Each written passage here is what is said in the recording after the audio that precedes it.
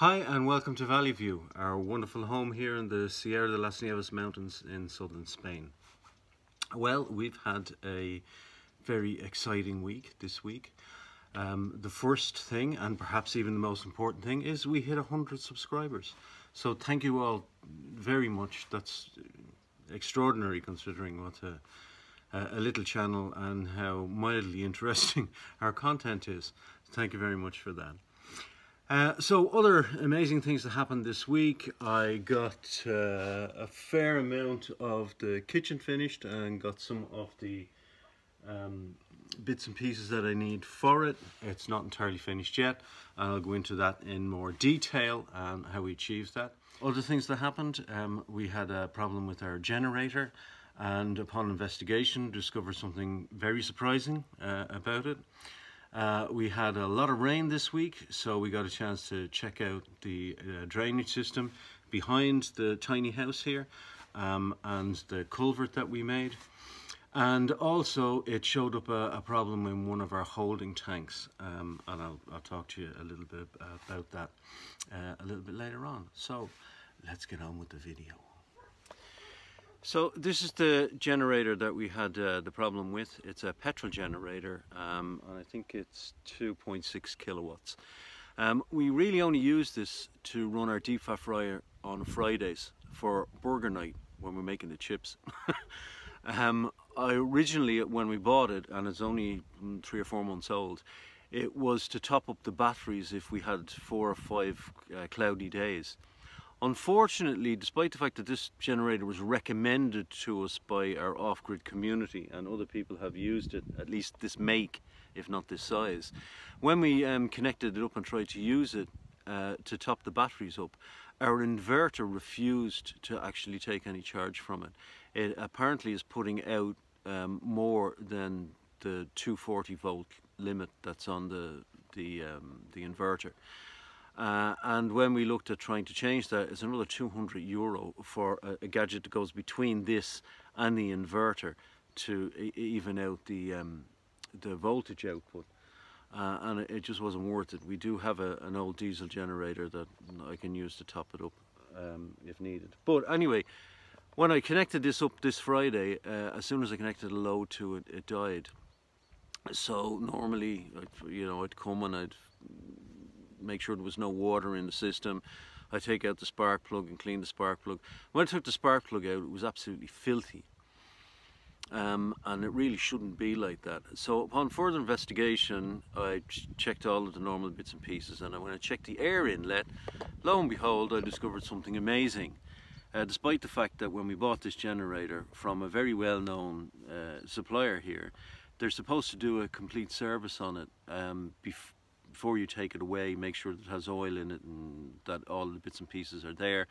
And when I went to change or clean the air filter, I discovered that there's an air filter box, but there's no air filter in it at all. It was never inserted. So I've no idea now whether it's actually sucked in a piece of dirt and created some problems in the actual cylinder itself. So it'll have to go back as soon as lockdown is over, and I'll have a wee chat with the people who supposedly checked it. As you can see, the area behind the tiny house is bone dry, and the culvert worked really well. No problems at all with this system. So as any of you who watch the channel on a regular basis know, this is our collection tank for our rainwater that we harvest off the roof of this cabin here, and then we pump that to a tank up here behind me and then gravity feed it back down. We had a lot of rain at the beginning of last week, and when I went to check this tank to see how much I could pump up, I discovered that the tank was empty. So when I rolled it over, I discovered that there was if you can see that down here, there was a crack in the tank that ran the whole way along here. And that's not the first time this happened with our fiberglass tanks. And I do have a fiberglass repair kit that I use. So that had to be repaired during the week, and the first repair, when I put water into it, it was still leaking a little. So I put more fiberglass on it and more resin on it, and then I rubberized the inside of it, and then I covered the outside of it with some flashing, and then rubberized the outside of it as well. And now it's actually holding water. So for the cost of about €18, I think we saved the tank, which is about €400 now to replace. So maybe we'll get another couple of years out of that.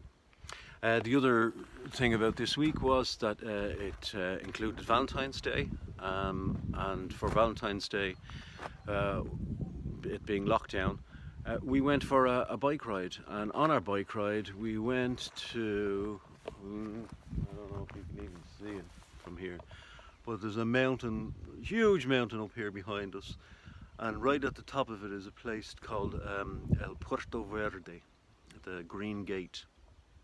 And that's where we went. It's at 810 meters above sea level, and the views are spectacular, and I'll show you some of those views. You can actually see in the background, one of them, the ski resort in Sierra Nevada in Granada.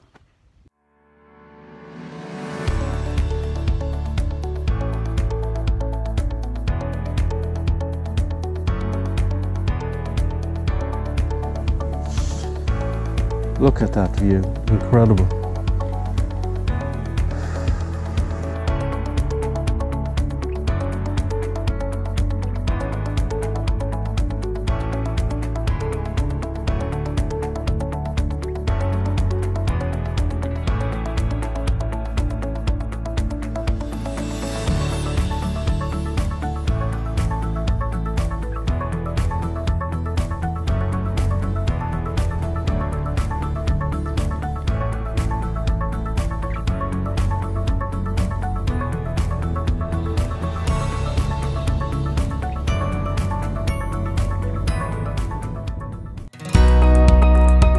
So these are some of the damaged floorboards and some of the 2x6 joists that I took out of the old shed. Some of them had very significant termite damage, and some of them had some dry rot. So I've separated those out, and what I'm left with are some which are partially damaged. So I'm cutting out whatever the damaged parts are. I'm going to rip them up for various parts of the kitchen project and for the skirting, and then treat them before I put them in. I'm removing half a centimetre from each side of the board to remove the tongue and the groove in order to see how much termite damage there is.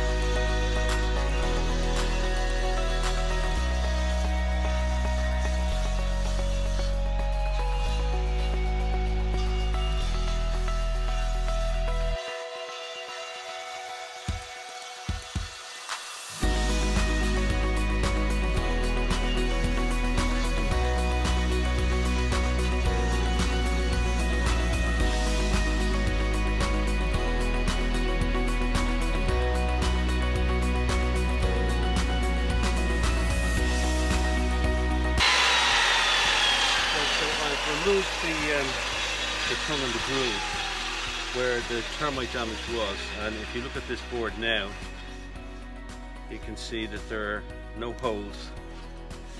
So the termite damage was literally just to the edges, which means that I can now rip this board up into smaller sections, treat these, and use them for the trim inside. As I'm sorting through these floorboards, obviously there are nails as well as the damage from the termites. So I'm having to remove the nails. In order to do that, obviously the first thing you do is knock them through. Get the hammer. We do that wherever we find them. And then we use this tool to extract them completely. This is called an exhumer. I got this one in the USA, but I got a couple of longer ones from Amazon quite recently, and they work just as well. So that just goes in there, and like the back of the hammer, where you would lever it out, with this you can actually give it a tap with the hammer, and out it comes. That's not the true function of the exhumer. Really what these are known for is, I don't know if you can see this buried nail head here, but if you use this end,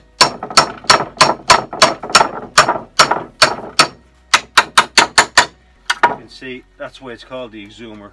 It exhumes those heads from, no matter how deeply buried they are. It's a fantastic little tool, and I definitely recommend, if you're using reclaimed boards, you definitely need one of these.